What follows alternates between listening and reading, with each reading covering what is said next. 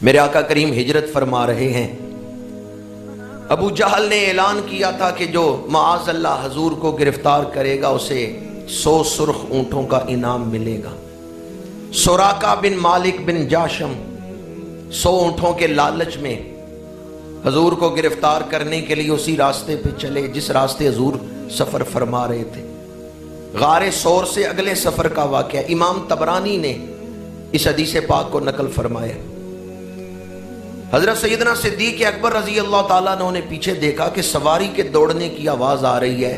مڑ کے دیکھا تو سراقہ بن مالک بن جاشم سواری دوڑاتے آ رہے تھے اور سراقہ کہہ رہا ہے کہ اب تم ہم سے بچ نہیں سکتے، میں پہنچ گیا ہوں، میں گرفتار کر لوں گا. حضرت سیدنا صدیق اکبر نے عرض کیا یا رسول اللہ صلی اللہ علیہ وسلم سراقہ قریب آ گیا ہے. میرے آقا کریم نے مڑ کے دیکھا اور زمین کو حکم دیا یا ارض خضی ہے، اے زمین سراقہ کو پکڑ لے.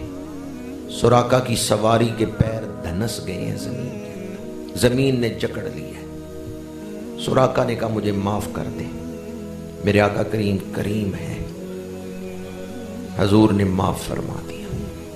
سراقہ واپس پلٹا، خیال آیا معاذ اللہ، اس نے کہا شاید جادو چل گیا، دوبارہ کوشش کرتا ہوں، اب شاید جادو نہ چل سکے اور میں کامیاب ہو جاؤں. 100 اونٹوں کی لالچ بہت بڑی لالچ تھی. سرخ اونٹ مہنگے ہوتے ہیں. اگر آج کل ایک سرخ اونٹ 2 لاکھ روپے کا ہے تو اس کا مطلب ہے 2 کروڑ کا اعلان تھا. سراقہ بن مالک نے دوبارہ حملہ کیا. میرے آقا کریم نے دوبارہ حکم دیا یا ارض خضی، اے زمین سراقہ کو پکڑ لے. زمین نے پکڑ لیا. سراقہ نے پھر معافی مانگی. میرے کریم آقا نے دوبارہ معاف فرما دیا. دوسری دفعہ جب سراقہ واپس پلٹ رہا ہے پھر شیطان نے حملہ کیا. پھر دل میں وسوسے پیدا ہوئے. تیسری دفعہ سراقہ پلٹا، تیسری دفعہ حضور پر حملہ کرنے کے لیے اور گرفتار کرنے کے لیے. میرے آقا کریم نے زمین کو حکم دیا یا ارض خضی، اے زمین سراقہ کو پکڑ لے. تیسری دفعہ جب پیر دھنس گئے ریت میں، میرے آقا کریم نے فرمایا سراقہ تو نے 2 دفعہ میری شان دیکھی، میری سچائی کو دیکھا، پھر تیسری دفعہ کیوں حملہ کیا؟ اور میں نے 2 دفعہ تجھے معاف کیا لیکن تو پھر تیسری دفعہ حملہ آور ہوا. سراقہ رو پڑا، کہنے لگا سچ یہ ہے کہ میں مسکین آدمی ہوں، غریب ہوں، غربت نے مجبور کیا. میں آپ کے گرفتاری پر جو انعام ہے اس کو حاصل کرنے کے لیے تیسری دفعہ حملہ آور ہوا. میرے آقا کریم ایسے رؤوف ہیں اور ایسی شفقتیں کرنے والے ہیں کہ ٹوٹے ہوئے دل سے اگر دشمن بھی عرضی پیش کرے اس کا دامن بھی بھر دیتے ہیں. اس نے کہا سچی بات یہ ہے کہ غریب ہوں، پیسوں کے لیے حملہ کر رہا ہوں.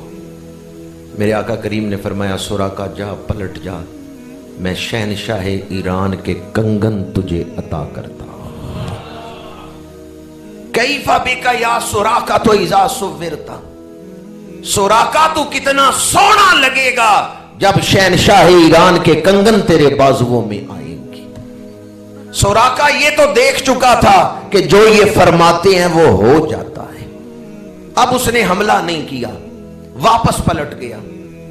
فتح مکہ پر کلمہ پڑھ لیا، اسلام قبول کر لیا، حضور کا غلام بن گئے.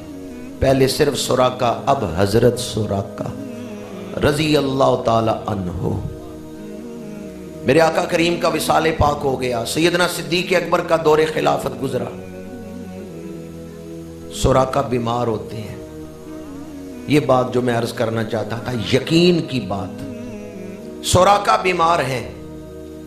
اہل خاندان دوست احباب آتے ہیں عیادت کرنے کے لیے. سراقہ کوئی وصیت کر دو، سراقہ گھر والوں کو کوئی بات سمجھا دو، کوئی وصیت کر جاؤ. سراقہ کہتے ہیں میں ابھی مرنے والا نہیں، مجھے ابھی موت نہیں آئے گی.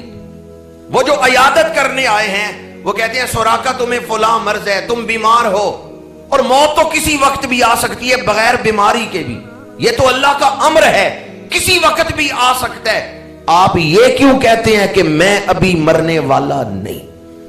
حضرت سوراقہ نے جواب دیا، سنو، میرے آقا کریم نے فرمایا تھا ایران فتح ہوگا، مال غنیمت آئے گا، شہنشاہ ایران کے کنگن مجھے پہنائے جائیں گے۔ ابھی ایران نہیں فتح ہوا، ابھی شہنشاہ ایران کے کنگن نہیں مدینہ منورہ آئے، ابھی رسول اللہ کا وعدہ پورا نہیں ہوا۔ جب تک رسول اللہ کا وعدہ پورا نہیں ہو جاتا، اسرائیل کی جرت نہیں میرے بدن کے قریب آ سکے۔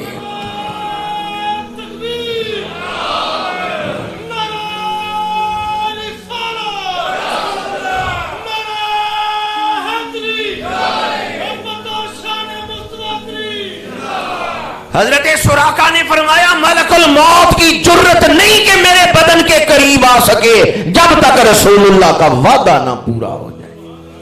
ایران فتح ہوا، مال غنیمت آیا، ڈھیر لگا ہوا ہے، لسٹ پیش کی گئی، حضرت فاروق اعظم لسٹ دیکھ رہے ہیں، کنگنوں کا ذکر کوئی نہیں تھا۔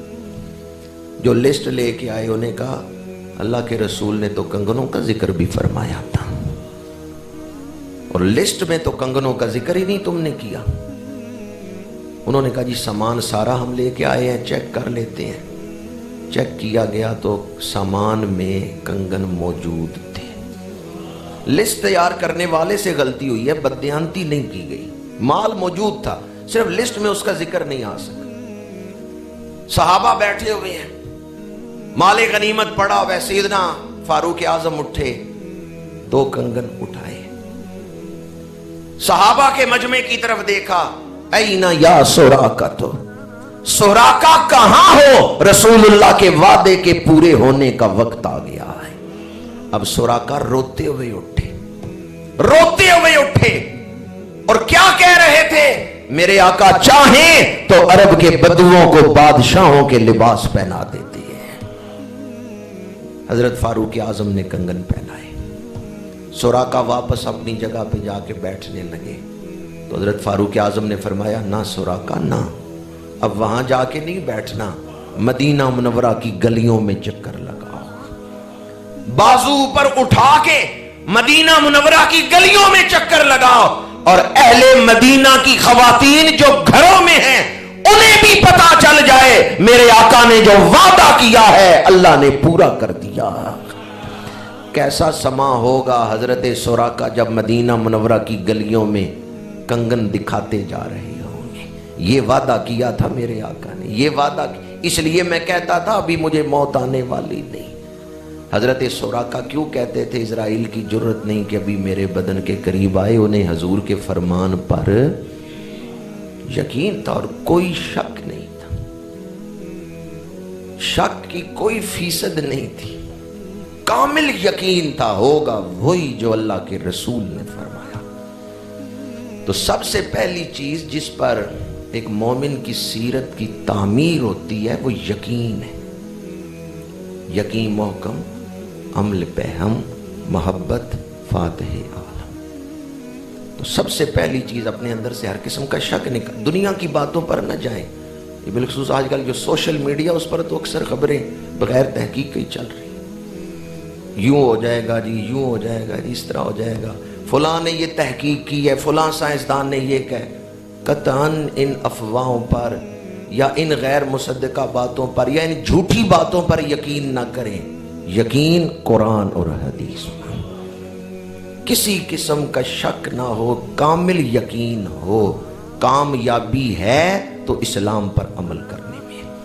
اس کے بعد جب شک کا بیج نکل گیا، زمین صاف ہو گئی، اب اس میں ایمان کا بیج ڈالنا ہے، ہدی للمتقین الذین یؤمنون بالغیب، اب اس کو پانی دینا ہے، وَیُقِیمُونَ الصَّلَاةَ، پھر اس کو کھاد ڈالنی ہے، وَمِمَّا رَزَقْنَاهُمْ يُنْفِقُونَ، چونکہ کسی پودے کو پروان چڑھنے کے لیے پانی کی بھی ضرورت ہے، کھاد کی بھی ضرورت ہے، روشنی کی بھی ضرورت ہے، اور ہوا کی بھی ضرورت ہے۔